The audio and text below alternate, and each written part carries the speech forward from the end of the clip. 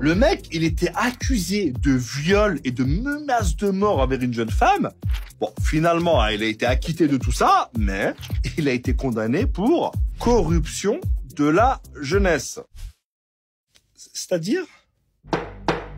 La justice a tranché. Vous êtes innocent. Ça veut dire que je suis libre?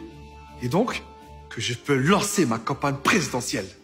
Comment ça, présidentielle? Non, j'ai pas terminé. Vous êtes innocent, virgule, néanmoins, coupable de corruption de la jeunesse. On est sûr que ça existe, hein, okay. Non, corruption, je sais, mais Mais attends, c'est pas fini parce que Sonko n'a pas été jeté immédiatement en prison, mais bloqué à son domicile. Et quand les gens demandent pourquoi après 3 semaines il a toujours pas été arrêté, selon le ministre de la Justice, c'est parce que la décision de justice est encore en cours de rédaction. C'est-à-dire, décision de justice Ousmane Sonko. Ça veut dire quoi lui déjà? Corruption de la jeunesse. Non, ça... Quoi, j'ai vraiment dit ça? T'es sûr? Allez, non, oula. J'aurais dû dire, je sais pas moi, détention de shit, ça aurait été plus simple.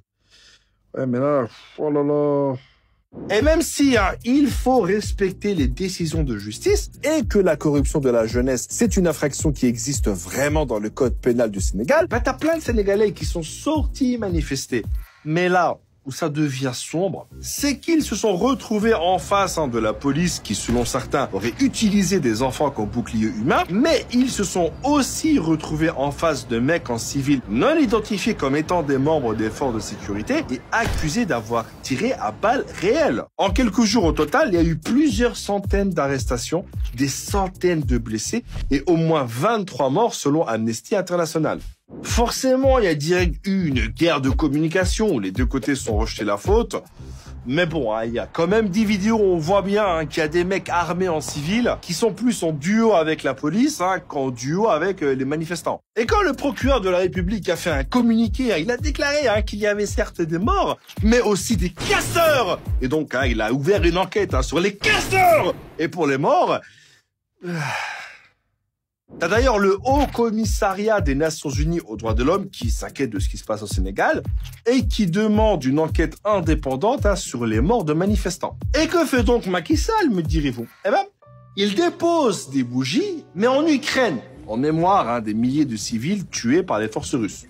Et pour tous ceux qui se demandent s'il peut faire un 3e mandat ou pas, la réponse c'est oui, mais en même temps c'est non, mais là c'est compliqué. En fait, pendant son premier mandat, il a changé la constitution pour passer la durée du mandat de président de 7 à 5 ans. Et c'est pour ça qu'il dit qu'il peut se représenter, parce que dans les faits, il a fait 2 mandats de durée différente et pas 2 mandats de 5 ans. Ah oui, c'est malin, il joue sur les mots en fait. C'est comme moi quand je dis à ma femme que je vais commencer un régime lundi, mais que je ne dis pas le lundi de quelle année. Macky Sall lui-même avait dit que ce serait son dernier mandat.